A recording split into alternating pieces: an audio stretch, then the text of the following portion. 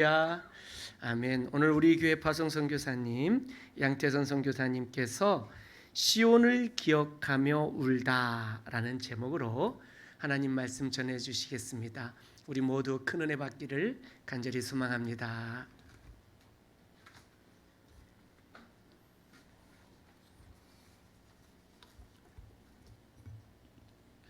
기도하겠습니다. 주님, 힘들고 어려운 때에 주님의 말씀을 들고 서 있습니다. 연약한 자들을 위로하고 예배의 소망을 갖게 하는 그런 말씀 되게 하여 주옵소서. 부족한 종이오니 오직 성령의 능력으로 담대케 하여 주옵소서.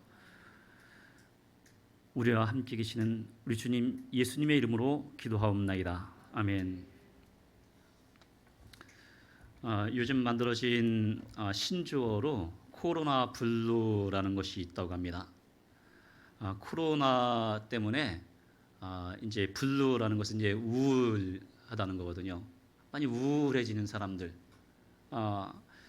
이 코로나 때문에 거리두기 때문에 집 밖에 나가지 못하고 우울하고 또 무기력해지는 그런 증상을 코로나 블루, 우리말로 좀 더 하면은 코로나 우울이라고 할 수 있을 것입니다. 잃어버린 것이 크면 클수록 이 코로나 블루는 더 강해질 것 같습니다.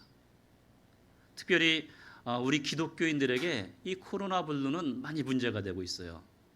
여러분, 우리는 오늘이 몇 월 며칠인지는 잘 몰라도 무슨 요일인지는 알아요. 그렇지 않습니까? 몇 월 며칠이 오늘 몇 월 며칠이죠? 네, 13일이라고 이제 하나에서 14일인 줄 알았어요. 근데 오늘 무슨 요일인지는 다 알죠. 주일인지 알아요. 또 수요일도 우리가 잘 알고 있습니다. 금요일도 알아요. 왜? 우리는 일주일 단위로 삶이 조정되는 사람들이기 때문에, 예배에 맞춰서 우리 삶을 살아가는 사람들이기 때문에 우리는 몇 월 며칠인지는 잘 몰라도 오늘이 무슨 요일인지는 잘 아는 그런 사람들입니다. 근데 예배에 맞춰서 우리 삶이 살아오고 있었는데 어느 순간에 우리가 예배를 잃어버렸어요. 우리 삶의 가장 큰 기쁨과 위안이 지금 무너져 버렸어요. 오늘 말씀은 이 예배를 잃어버린 사람들에 대한 말씀이에요. 1절에 보니까 우리라고 하고 있습니다. 이제 시를 지은 사람이 나, 개인이 아니고 우리라는 복수의 공동체가 이 시를 지은 겁니다. 이 사람들을 보니까 어떤 사람들인가 보니까 음악가들이에요. 음악가. 연주하는 사람도 있고 노래하는 사람도 있습니다. 어떤 사람들이에요, 여러분? 성전에서 예배를 드릴 때 음악으로 그 예배를 돕던 사람들이 이 사람들이에요. 이 사람들은 레인입니다. 자기가 하고 싶다고 해서 이 일을 하는 것이 아니고 태어나면서부터 이 사람들은 음악을 훈련받으며 음악을 하도록 준비되고 음악을 하면서 평생 살아온 사람들이에요. 근데 어느 날 바벨론이 쳐들어왔습니다. 사람들을 잡아 죽이는 거예요. 오늘 성경 말씀 보니까 심지어 끌고 가기 어려운 애들은 바위에 메어쳐서 죽이는 그런 잔인한 장면까지 나오고 있습니다. 그 참상을 목격하고 머나먼 바벨론에 끌려와 있습니다. 더 이상 성전이 없어요. 예배의 공간이 없어요. 자기들이 평생 살면서 예배드렸던 그 시온 예루살렘은 더 이상 이들이 있을 곳이 되지 못합니다. 끌려온 바벨론이 이들의 삶의 터전이 되었습니다. 갑자기 예배를 잃어버렸습니다. 이들을 끌고 온 바벨론 이 도시는 당시 중동 세계에서 가장 크던 거대한 문화가 발달해 있던 그런 곳입니다. 지금도 이 박물관에 남아있는 유적들을 보는 사람마다 깜짝 놀란다고 해요. 야, 이 2500년 전, 3000년 전에 이렇게 거대하고 정교하고 화려한 그런 작품들을 남겨놨구나. 현대인들이 봐도 놀라는 그런 작품이 이 바벨론 유물들이에요. 근데 그 거대한 도시에 이 변방에 있던 시온에 예루살렘에 끌려갔던 사람들은 얼마나 놀랐겠어요. 근데 어떤 사람들은 이 바벨론에서 이제 더 이상 시온을 기억하지 않고 그래 과거가 중요한 게 아니니까 이제 한번 우리 여기서 열심히 살아보자. 그런 사람들이 있을 것입니다. 이제 과거는 잊고 이곳에서 우리 새롭게 출발해보자 결심을 하고 그곳에서 기반을 닦아서 잘 살게 된 사람들도 있습니다. 음악가였던 이 사람들에게도 기회가 왔습니다. 강가에서 평상시 하던 그대로 수금을 연주하며 노래를 하고 있는데 이 바벨론 사람들이 얘기하는 거예요. 야, 우리 잔치를 열고 있는데 너네 와서 좀 음악 좀 하고 연주하고 노래 좀 해봐라. 어떻게 보면 여러분 이건 기회일 수도 있어요. 여태까지 평생 음악을 하던 사람들이 여러분 뭘 이 바벨론에서 할 수 있겠어요? 음악을 하지 않으면은 우리가 쉽게 얘기하는 이제 3D 힘들고 더럽고 위험한 그런 일을 해야 되는 거예요. 근데 음악을 하던 사람들이 이런 일을 하면서 어떻게 살겠어요? 이 사람들은 바벨론에서도 음악하고 사는 게 제일 나은 거예요. 근데 마침 기회가 왔습니다. 야, 우리 잔치하는데 와서 우리를 위해서 좀 너네 노래를 좀 연주하면서 우리를 좀 즐겁게 해주고 기쁘게 해줘봐라. 근데 이 사람들은 우리는 그럴 수 없다고 거절을 합니다. 이유는 뭡니까? 이방 땅에서 하나님을 위한 노래를 유다를 멸망시킨 이 원수들의 즐거움을 위해서 할 수 없다는 겁니다. 근데 이 사람들이 이거를 계속 거절할 수가 없어요, 여러분. 이 사람들은 갑 중에 갑이고 이 끌려온 사람들은 포로들이기 때문에 을 중에 을이잖아요. 계속 거절할 수 없으니까 이 사람들이 자기가 가지고 온 수금을 더 이상 연주하지 않으려고 버드나무에 걸어버립니다. 저는 오늘 성경 말씀을 읽으면서 좀 이상하다 생각을 했어요.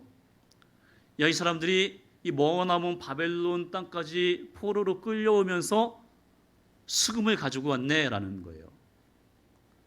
여러분 우리가 6.25를 많이 겪은 이제 그런 얘기를 많이 듣잖아요. 피난을 가죠. 우리가 피난을 가면은 여러분 뭘 들고 가야 돼요? 제일 중요한 것만 들고 가야 돼요. 먼 길을 가는 게 쉽지 않아요. 서울에서 부산까지 피난을 갈 때 제일 중요한 것, 먹을 것, 그리고 가족 챙기기 바쁘잖아요. 근데 이 사람들은 서울, 부산이 아니고 더 먼 예루살렘에서 바벨론까지 끌려간 거예요. 그리고 피난 가는 것도 아니고 포로로 끌려가는 거예요. 근데 이 사람들이 그 먼 거리를 포로로 끌려가면서 뭘 챙겨온 거예요? 자기들의 악기를 챙겨온 거예요, 여러분. 여러분 이 악기가 어떤 악기인 거예요? 내가 평생 연주해온 내 생명만큼 귀한 악기잖아요, 여러분. 그러니까 이 포로 끌려오는 가운데서도 이 악기를 챙겨온 거거든요. 근데 이 사람들이 지금 자기 생명같이 귀한 그 악기를 이제 난 더 이상 이 수금을 연주하지 않겠다고 결심하고 버드나무에 걸어버리는 거예요. 왜 그래요, 여러분? 생명보다 더 귀한 것을 지키고 기억하기 위해서 그렇습니다. 5절 6절 한번 같이 읽어보겠습니다. 예루살렘아 내가 너를 잊을진대 내 오른손이 그의 재주를 잊을지로다. 내가 예루살렘을 기억하지 아니하거나 내가 가장 즐거워하는 것보다 더 즐거워하지 아니할진대 내 혀가 내 입천장에 붙을지로다. 이것이 이들이 생명처럼 귀한 음악을 포기한 이유예요. 예배의 장소였던 시온, 예루살렘을 잇느니 차라리 음악을 잊어버리겠다. 예루살렘을 나는 결코 잊지 않겠다. 그것을 잊느니 차라리 내가 악기를 연주하는 이 오른손의 재주를 잊어버리겠다. 나는 예루살렘을 기억하고 가장 즐거워하는 것으로 하겠다. 그렇지 않다면 차라리 내 혀가 입천장에 붙어버려서 노래를 못하게 돼버려라. 이 사람들의 결심이 이거예요, 여러분.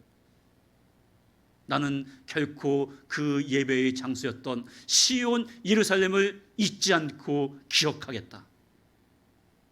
6절 한번 다시 읽어보겠습니다, 여러분. 6절입니다.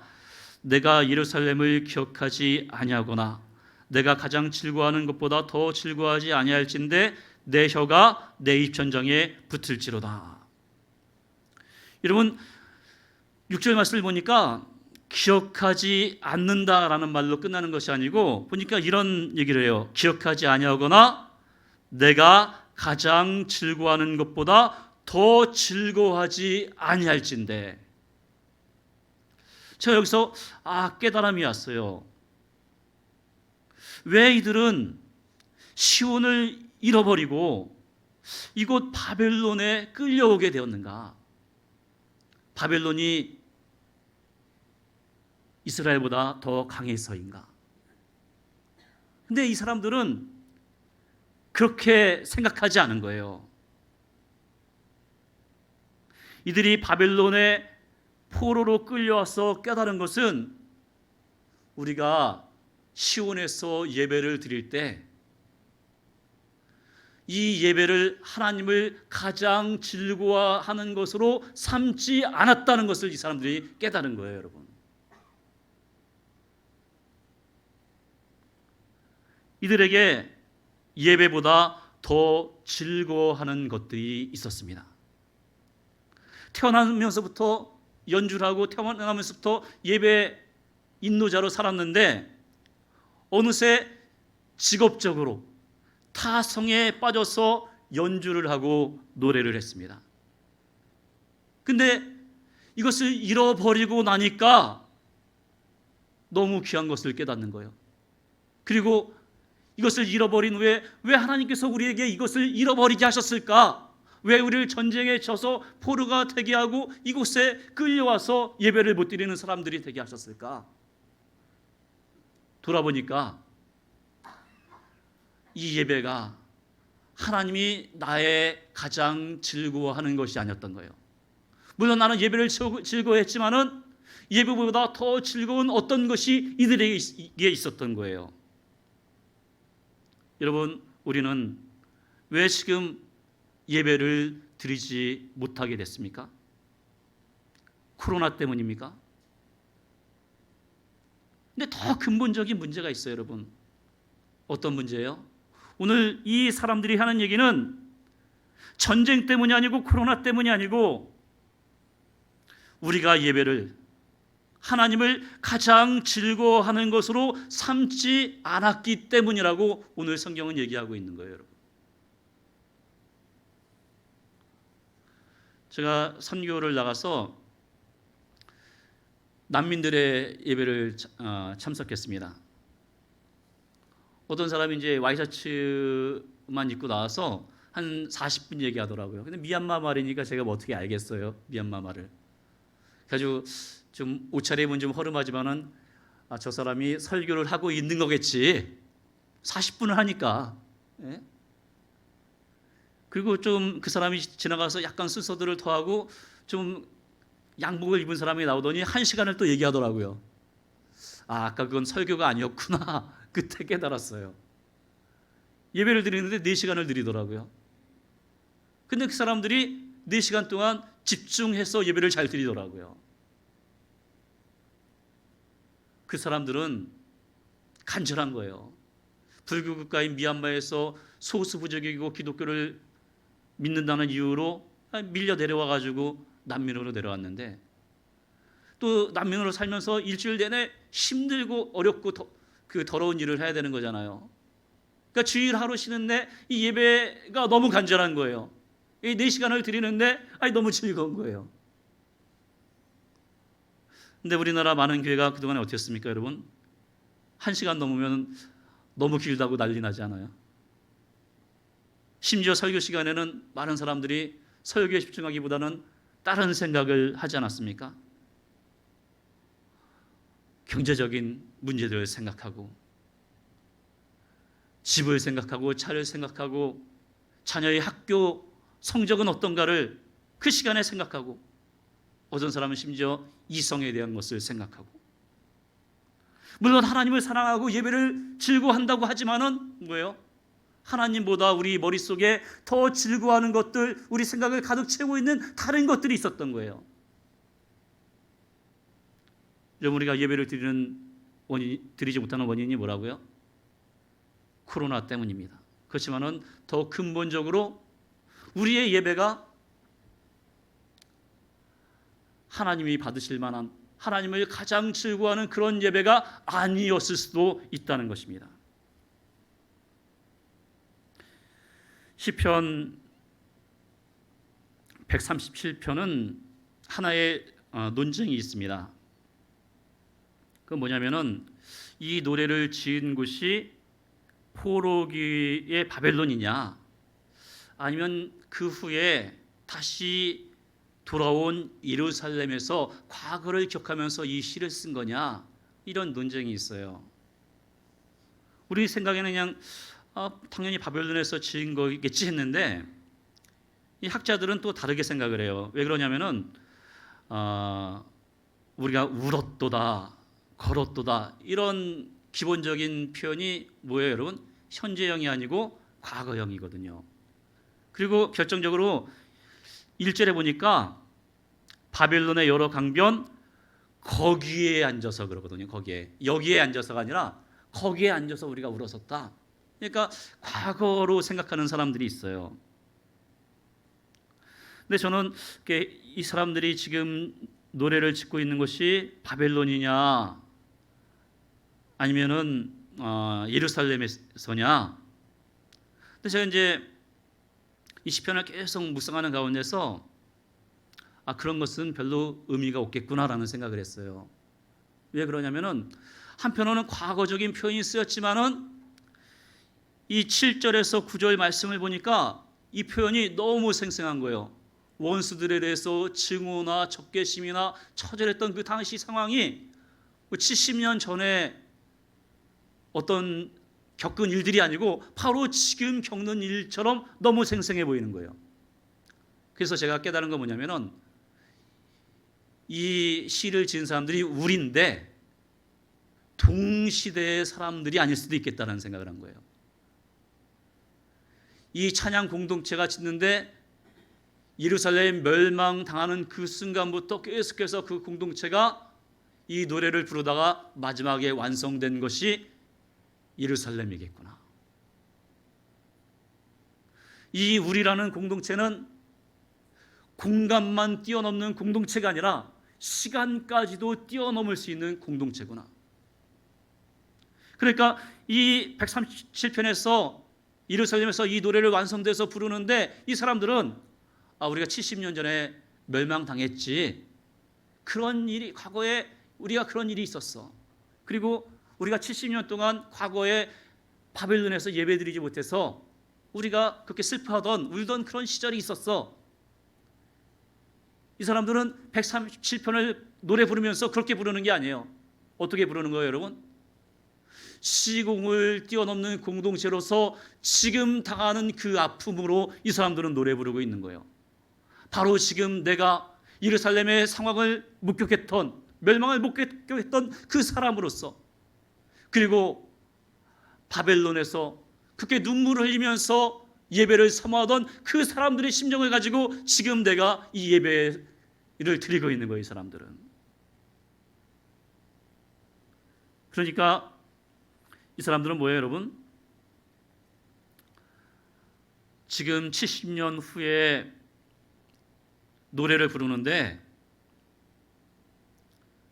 지금 일어난 일처럼 이 생생하게 이 노래를 부르면서 뭐예요? 더 이상 예배를 지루하게 드릴 수가 없는 거죠. 하나님께서 예배를 거절하셔서 멸망당하고 그 슬픈 시간들을 겪고 있는 그것이 과거의 일이 아니고 현재의 그 일로 다가오면서 이 노래를 부르면서 이 사람들은 이 예배를 생생하게 드리는 거예요. 예배가 무너지고 있는 지금 우리는 이것 때문에 울 수도 있고 아무 관심도 없을 수도 있을 거예요. 바벨론에서 포로된 이스라엘 모두가 여러분 울었을까요? 일부는 어쩌면 더 많은 사람들은 우는 것을 포기하고 발달된 바벨론의 문명을 즐겼을 것입니다. 70년 후에 바벨론이 무너지고 페르시아 제국이 들어섰습니다. 고레스 왕이 이제 유대인들 너네 예루살렘으로 돌아가도 좋다 칙령을 내렸습니다. 대부분의 사람들은 새롭게 읽은 삶의 터전을 버릴 수가 없어서 바벨론에 그대로 남았습니다. 그러나 시온을 기억하며 울던 이 사람들은 모든 것을 포기하고 황무지가 된 유다로 예루살렘으로 돌아가 다시 그곳을 재건했습니다. 그리고 이 137편을 노래하면서 그 예배하고 찬양하지 못했던 그 시간들에 공감하면서 울면서 예배를 드렸습니다. 타성이 있을 수 없어요. 항상 새로운 예배, 항상 새로운 찬양입니다.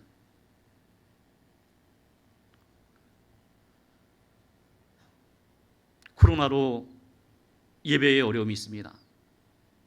근데 위기는 사실은 전부터 있었어요.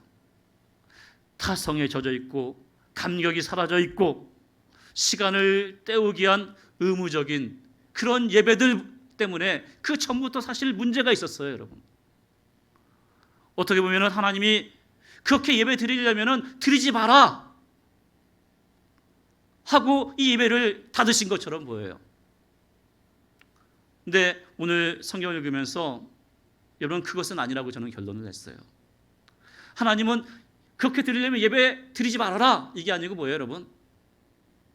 잠시 닫더라도 너네가 예배에 대해서 사모하고 간절해지고 울면서 이 예배를 새롭게 드려라.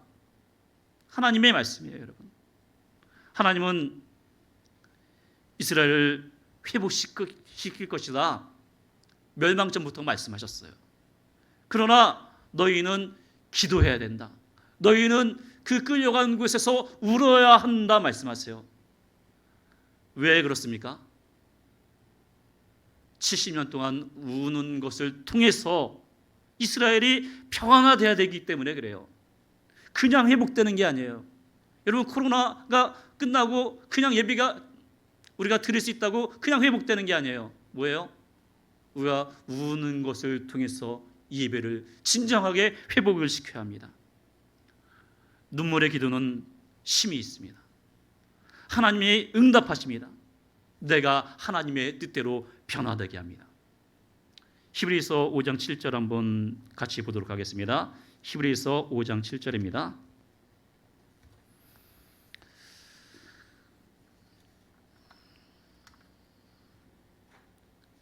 같이 읽도록 하겠습니다. 그는 육체에 계실 때 자기를 죽음에서 능히 구원하실 이에게 심한 통곡과 눈물로 간구와 손을 올렸고 그의 경건하심으로 말미암아 들으심을 얻었느니라. 여러분 예수님께서 심한 통곡과 눈물로 간구와 손을 올렸고 뭐예요? 그의 경건하심으로 말미암아 들으심을 얻었다라고 말하고 있습니다. 예수님께서 어떤 기도를 드리셨고 어떤 응답을 받으셨습니까? 예수님 겟세마네 동산에서 아버지 이 잔이 좀 내가 감당할 수 없는데 이 잔이 좀 지나가게 해주십시오. 근데 그 기도가 응답받은 게 아니에요, 여러분. 그 뒤에 기도가 응답받았어요. 어떤 기도가 응답받았어요? 그러나 내 뜻대로 마시고 아버지 뜻대로 되기를 원합니다. 예수님에게도 이 십자가는 두렵고 떨리고 지기 힘든 쉽지 않은 일이었어요.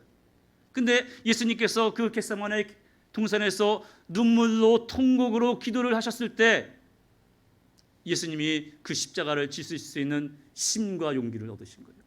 하나님이 그 기도에 응답하셔서 아버지의 뜻대로 갈 수 있는 힘을 주신 거예요, 여러분.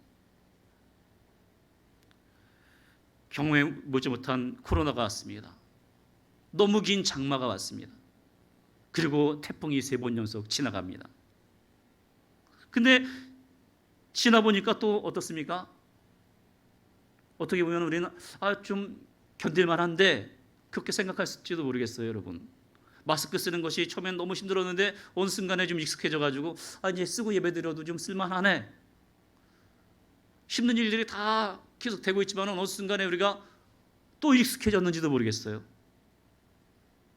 뭐 견딜만하네. 좀 걱정은 되지만은 울 일까지는 아니네. 이스라엘이 하나님을 떠나고 우상을 섬길 때 하나님께서 기근을 보내세요. 전쟁을 보내세요. 전염병을 보내세요. 그때마다 이스라엘이 바싹 정신 차려서 돌아옵니다. 근데 점점 어떻게 돼요? 익숙해져요. 기근에도 전염병에도 전쟁에도 익숙해져요. 어느새 다시 우상을 숭배하고 있습니다. 결국 멸망할 수밖에 없는 거예요.